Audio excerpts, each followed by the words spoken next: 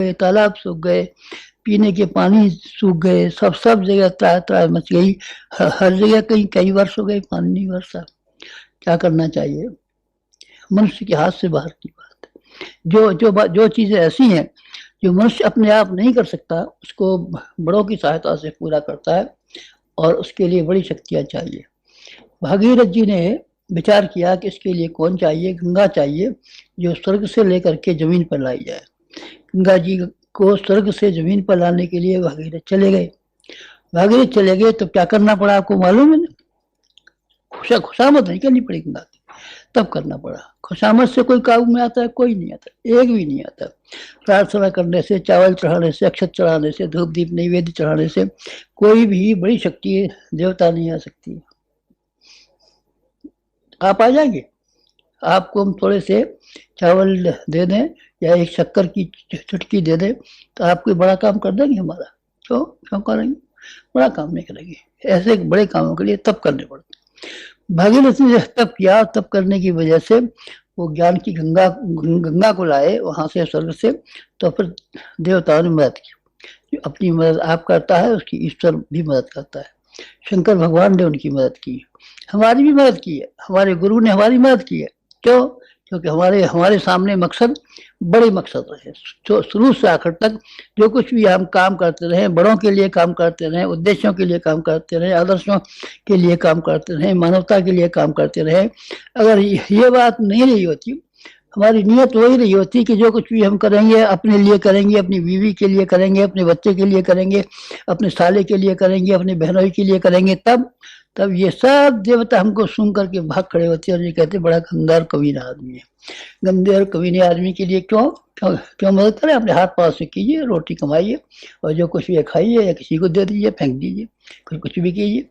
लेकिन अगर आप देवताओं की शक्ति का इस्तेमाल करना चाहते हैं तो उनको एक ही बात बतानी पड़ेगी कि हम किसी बड़े काम के लिए, बड़े मकसद के लिए, बड़े उद्देश्य के लिए कुछ काम करना चाहते हैं। भागीरथ ने ये जो बताया, गंगा हमको हमारे काम के लिए नहीं, बल्कि उनके लिए चाहिए जो पीढ़ियों पहले हुए थे और उनके हिसाब से जल रहे हैं, अभी भी जमीन सब सूखी पड़ी है, उसके लिए। गंगा जी ने भी देखा अच्छे काम के लिए हमको ले जा रहा है, वो भी तैयार हो गई। जब उन्होंने ये देखा गंगा ऊपर से आएंगी स्वर्ग से तो जमीन में सुराख हो जाएगा, शंकर जी ने कहा भाई तो हम तो मदद करने को तैयार है। उन्होंने बाल बखेर दिए और ये कहा हमारे बालों पर आप आइए। फिर बालों के आने के बाद में जब जमीन पर चलना शुरू कर दिए। गंगा ने ये किया, बड़ा काम था ना, बड़ा काम। देवताओं के ऊपर एक बार एक और मुसीबत आई। ऐसा हुआ कि वृत्रासुर नाम का एक दैत्य था, उसने सब देवता को मार पीट करके भगा दिया और सब उनके इंद्रासन वगैरह, राजगद्दी वगैरह छीन ली। छीन लेने के बाद में जरूरत इस बात की पड़ी कि इसको वृत्रासुर को मारने के लिए कोई शक्ति पैदा हो। ये कहाँ से पैदा शक्ति हो? ये किसकी शक्ति हो? फिर ऐसा किया गया कि तप की शक्ति, तपस्वी की शक्ति। तपस्वी की शक्ति बड़ी होती, तपस्वी से बड़ी और किसी की शक्ति नहीं होती। उन्होंने दधीच ने देखा कि मेरी अस्थियों का वज्र अगर बने तो वो इतना मजबूत हो सकता है कि 100 देवता एक और, 100 हथियार एक और मेरी अस्थियों से बना हुआ वज्र एक और। अकेला ही वज्र मेरा इनके ऊपर गिरेगा तो इनके कमजोर निकाल देगा।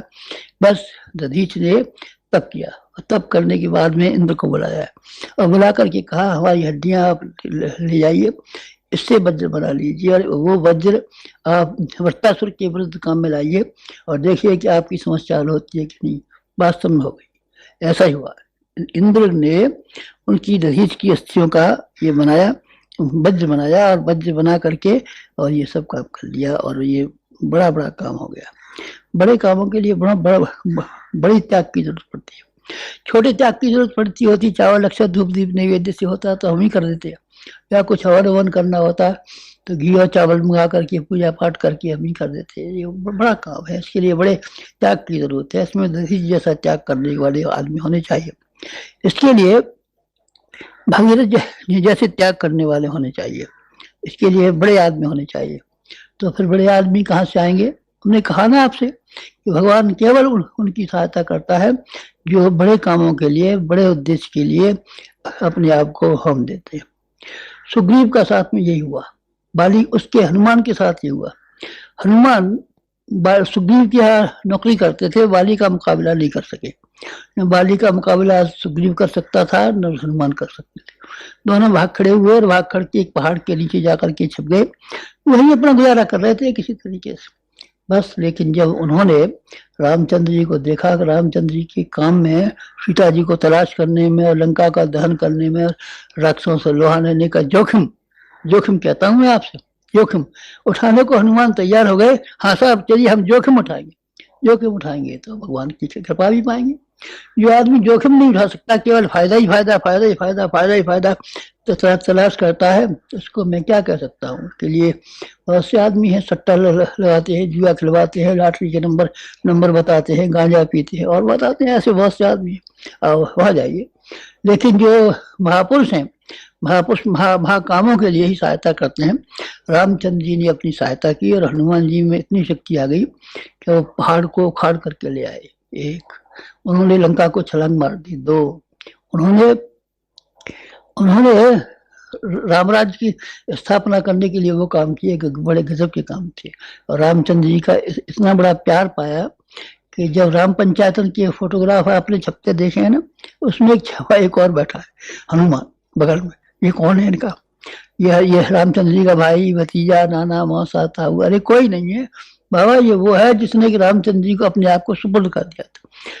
सुपुर्द करके तो देखिए, सुपुर्द करके देखिए और ये देखिए कि बदले में क्या मिलता है। इसी तरीके से नल और नील थे। नल और नील को बुलाया गया। नल और नील कौन थे? इंजीनियर। हाँ इंजीनियर थे। रीछ थे तो रीछों ने क्या कर डाला? रीछों ने एक ऐसा समुद्र बना दिया जो पानी के ऊपर तैरने वाला पुल था। पानी के ऊपर तैरने वाला पुल देखा आपने? कहीं हमने तो देखा नहीं। हमने तो ऐसे देखे, रस्से के पुल देखे हैं, वहाँ का कलकत्ते का गोली का पुल देखा है जो बीच में टंगा हुआ है, पर रस्सों का नहीं है वो। लेकिन वो उनका केवल पत्थरों का पुल बना दिया। किसने बना दिया? नलिनी में इतनी ताकत थी नहीं, इसी थी वो भगवान की ताकत। अच्छे उद्देश्य के लिए, अच्छे कामों के लिए भगवान की हमेशा सहायता मिलती रही है और इससे आगे भी मिलेगी। कुंती के 5 पुत्रों में जो थे, अर्जुन थे, भीम थे, इनको शक्ति कैसी मिली थी? ये 5 लगे थे, पांडव थे। पांडव बड़े ताकतवर थे। क्या ताकतवर थे? नौकरी करते फिरते थे। कोई नाचने की नौकरी, कोई खाना पकाने की नौकरी, कोई कहीं की नौकरी। जब उनको वनवास हो गया तो अपनी जान बचाने के लिए गरीब मारे फिर रहे थे। पांडवों में बड़ी ताकत थी। क्या ताकत थी पांडवों में? निशा उन्होंने तो दुर्योधन को 100 उनको कौरवों को मार गिराया और उन्होंने महाभारत में फतेह बना के दिखा दी। अरे तो दिखा दी तो पहले क्यों नहीं दिखा दी थी? पहले इसीलिए नहीं दिखा दी थी कि पहले भगवान नहीं थे उनके साथ में। भगवान किसके साथ होते हैं? उसके साथ होते हैं जो बड़े कामों के लिए, बड़ी चीज लेने के लिए जाते हैं। हम बड़े कामों के लिए अब की बार आपसे अलग हो रहे हैं। बड़ा काम क्या है? आप में से क्या ये आदमी बड़े ताकतवर भी है, शक्तिशाली भी है? कौन ताकतवर? कौन ताकतवर? मैं मानता हूं उन्हें जो कि बुद्धिजीवी है। एक ताकतवर मैं उन्हें मानता हूं जो कलाकार है। दो और मैं उनको मानता हूं जो आदमी संपन्न है। 3 और किसे आप मानते हैं कलाकार और वो संपन्न? राजनेताओं को मानता हूँ। और किसे मानते हैं? और भावनाशीलों को मानता हूँ। आप तो भावनाशील है, आप राजनेता तो नहीं है, आप कोई और तो नहीं है, भावनाशील है। भावनाशीलों ने भी दुनिया में गजब कर डाला। ऐसे ऐसे बड़े काम किए हैं, ऐसे बड़े काम किए हैं कि सारी दुनिया को हिला करके रख दिया है। भावनाशील भी किसी से कम नहीं होते, राजनेताओं से भी कम नहीं। तब क्या करना है हमको? अब इससे आगे वाले समय में अकेला नहीं रह रहा है। 5 बच्चे पैदा करने, अकेले नहीं अकेले नहीं रह सकते।